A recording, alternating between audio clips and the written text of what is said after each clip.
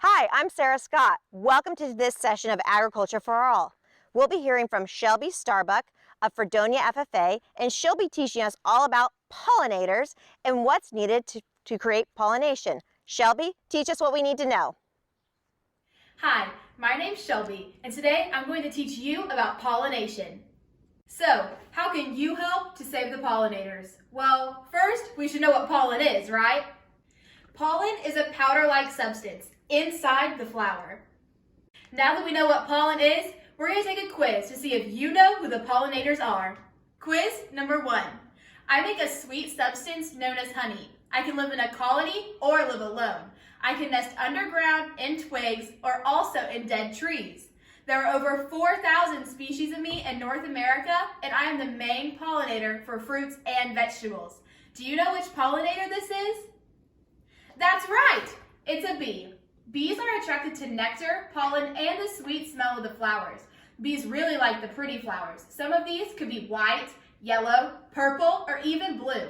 Bees collect pollen from the flowers and take it to another flower that needs it.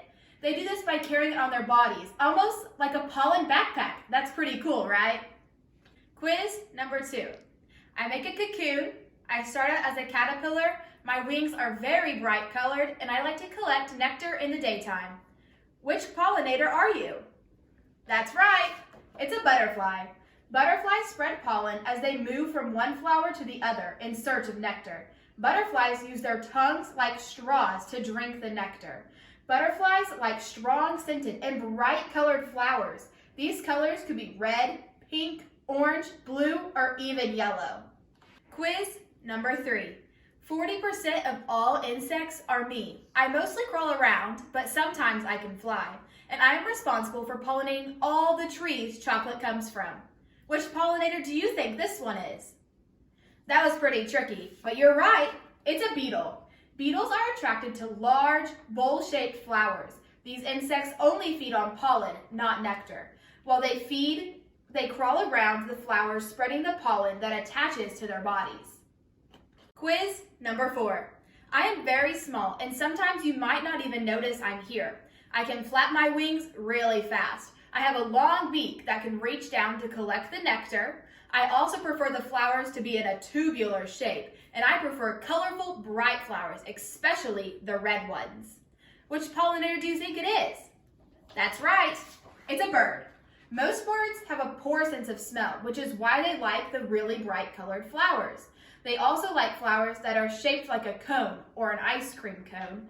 They droop instead of standing straight up, like these ones. Quiz number 5. I am a mammal. I'm nocturnal. I have wings. Some people think I drink blood, but we really only eat insects. And people use me as a Halloween decoration. Which pollinator is it? Correct. It's a bat. Bats are important pollinators too. Over 300 types of fruit depend on bats to stay alive.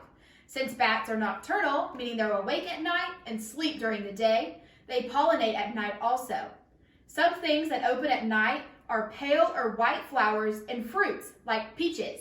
I love ice cream. Do you? Pollinators help us to have this great food.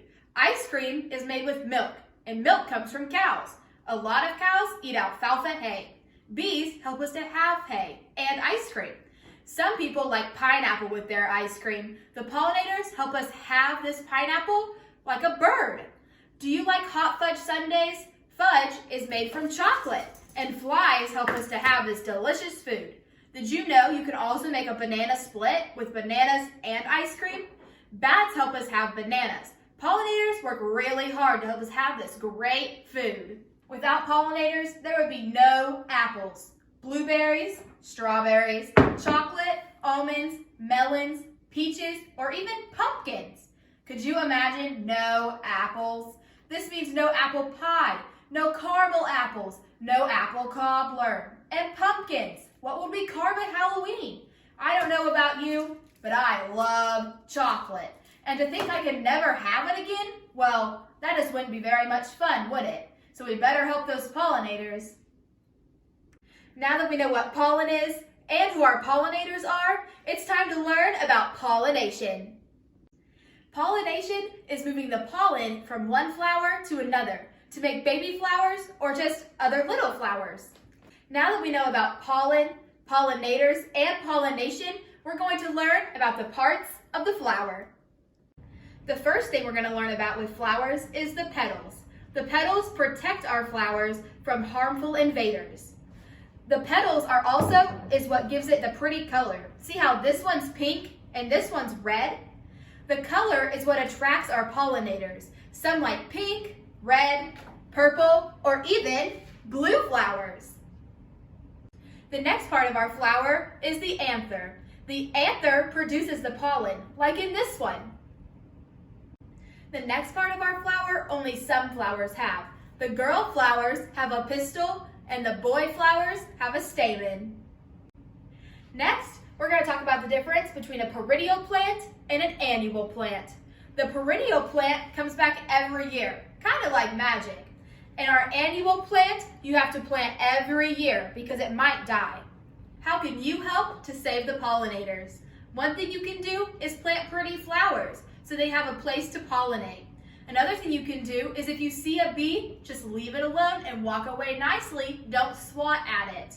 You can help the butterflies. If you see one this summer that looks really pretty, just look at it but don't touch. You can help the birds by making a bird feeder or birdhouse so they have a good place to stay. I hope you guys have enjoyed my presentation on pollination, where we've learned about pollen, who pollinators are, what pollination is, the parts of the flower, and the difference between perennial and annual plants. Don't forget when you go out and have lots of fun this spring and summer to not mess with our pollinators because they're very busy. And don't forget to look at our really pretty flowers. Thanks, Shelby, for all that information about pollinators. It sure is interesting to see how all of that works. If you have any questions, feel free to contact the 5 County Farm Bureau. You can do that by emailing 5countyfb@gmail.com. On behalf of the Montgomery, Labette, Wilson, Crawford, and Neosho counties in the Southeast District, thank you for tuning in for this video today.